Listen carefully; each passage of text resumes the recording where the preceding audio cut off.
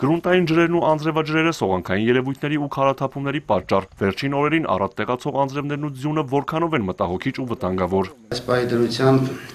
մենք ահազանգեր դեռ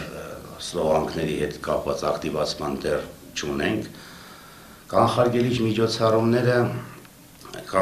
միջոցառումները ընթանում են ընդհանրապես, դա միայն անձրևների շրջանի հետ չի կապված եւ կամ ակտիվ ձնհալի։ Տիգրան Գիդաչյանի խոսքով ջրային ռեսուրսների ճիշտ կառավարման դեպքում հնարավոր է խուսափել սողանքների ակտիվացումից ու քարաթափումներից։ Հորդորում ենք, որ այդպիսի առատ չջրեն, չջրեն իրենց այգիները, նացած հատվածները, որոնք կարող են բերել ակտիվացման սողանքային երևույթների։ Իհարկե գրունտային ջրերը եւ անձրևներն են իրենց դերը խաղում։ Արտակարգ իրավիճակների նախարարությունը պարբերաբար ուսումնասիրություններ եւ կանխարգելիչ միջոցառումներ է իրականացնում առավել ռիսկային համարվող գոտիներում։ Սողանքների ու քարաթափման դեպքեր կան նաեւ մայրաքաղաքում։ Երևանում Սարիթաղի խնդիրն է եւ եթե ընդլայնված պատասխանեմ, քարաթափման երևույթները, որը մենք հաճախ ունենք մենք Իսակովի պողոտայի վրա,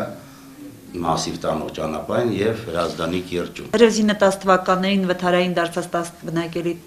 բնակելի տների ընտանիքներ վերաբնակեցվեցին։ Այդքանով, սակայն, խնդիրը չվերացավ ու Սարիթաղից ահազանգները շարունակվեցին նաև 2018 թվականին։ Հաշվի առնելով դիմումների քանակը, կառավարության հանձնարարությամբ Երևանի քաղաքապետարանը գույքագրեց խնդիրները։ Գույքագրման արդյունքում մոտ 22 տուն սողանքների պատճառով վթարային է համարվել, որոնցից առավել հրատապների մասով քայլեր ձեռնարկվեց եւ վերաբնակեցման գործընթաց սկսվեց։ Արթուր Հակոբյան, Կարեն Սարգսյան, Էպիկենտրոն։